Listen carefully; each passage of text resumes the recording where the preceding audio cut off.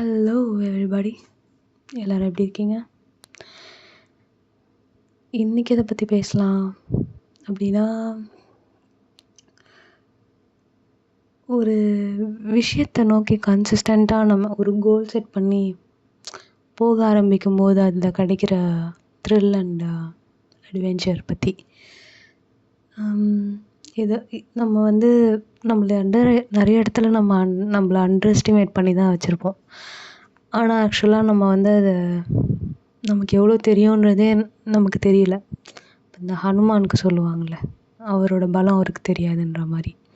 நம்ம வாழ்க்கையை வாழ்ந்துகிட்ருப்போம்.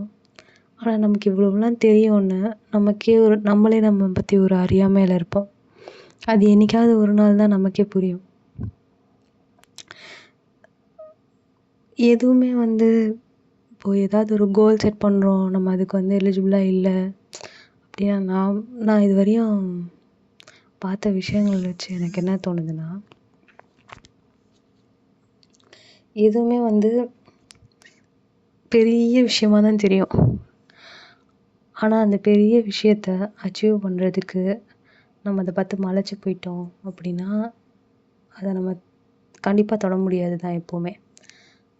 அதை சின்ன சின்ன விஷயமா பிரேக் டவுன் பண்ணுறதுல தான் எல்லாமே இருக்குது. அது எவ்வளவு சிம்பிளாக புரியக்கூடிய ஒரு மாடியூலாக பிரேக் டவுன் பண்ணுறோமோ, அதை ஸ்டெப்பிங் ஸ்டோனாக வச்சு அடுத்தடுத்த படிகளுக்கு முன்னேற பார்க்கணும். இது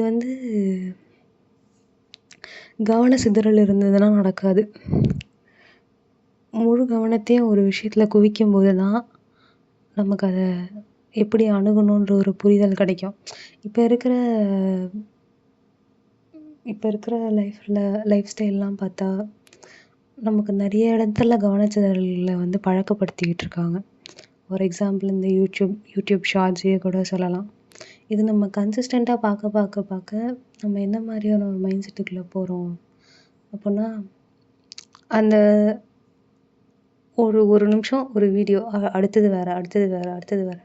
இப்போ நம்ம ஒரே விஷயத்தில் நம்ம கவனத்தை குவிச்சா தான் நம்ம அதிலேருந்து அதை நம்மளால் நல்லா புரிஞ்சுக்க முடியும். அதை அடுத்த கட்டத்துக்கு கொண்டு போகிறதுக்கு ஏதாவது ஒரு முயற்சிகளை நம்மளால் போட முடியும். நம்ம என்ன பண்ணுறோன்னா, இது பண்ணிட்டா அது பண்ணுறது இது, அது அப்படியே இந்த சின்ன பசங்க சின்ன குழந்தைங்கள்லாம் ஒரு இடத்துல உட்கார மாட்டாங்க. ஏதாவது மாறி ஏதாவது ஒன்று போயிட்டு பண்ணிகிட்டே இருப்பாங்க, துருன்னு. அந்த மாதிரி ஒரு மைண்ட் செட்டுக்கு ஆளாக்குற மாதிரி தான் இந்த ஹேபிட்ஸ் எல்லாம் இருக்குது. நம்ம மனசை ஒருநிலைப்படுத்தி நம்ம கவனத்தை ஒரு விஷயத்தில் குவிச்சு நம்ம ஒரு வேலையை செஞ்சு முடிக்கும்போது நமக்கு அதில் ஒரு திருப்தி கிடைக்கும்ல, அது வேறு எங்கேயுமே கிடைக்காது.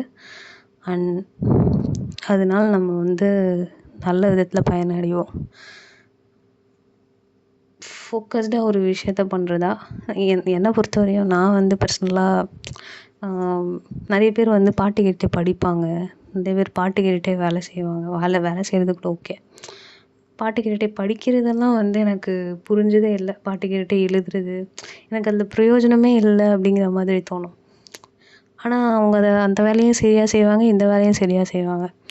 ஆனால் என்னை பொறுத்தவரையும் ஒரு விஷயத்த பண்ணுறோன்னா அதில் முழு ஈடுபாடோட கண்ணுங்கருத்துமாக பண்ணால் தான் அதில் அதை 100% கொடுத்தோன்ற ஒரு நிறைவும் இருக்குது. ப்ளஸ் அது சரியாக போன மாதிரி ஒரு உணர்வையும்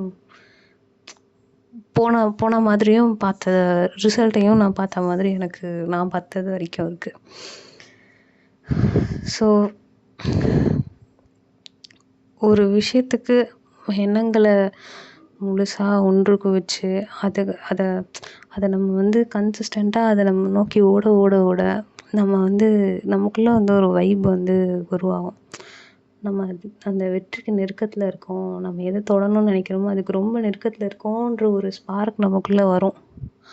அந்த ஸ்பார்க் நம்ம அடையணும்னு நினச்ச கோலை விட அதிகமாக ஒரு 5-6 மடங்கு இல்லை 10 மடங்கு அதிகமான ஒரு விஷயத்தை நம்ம தொடும்போது அதில் கிடைக்கிற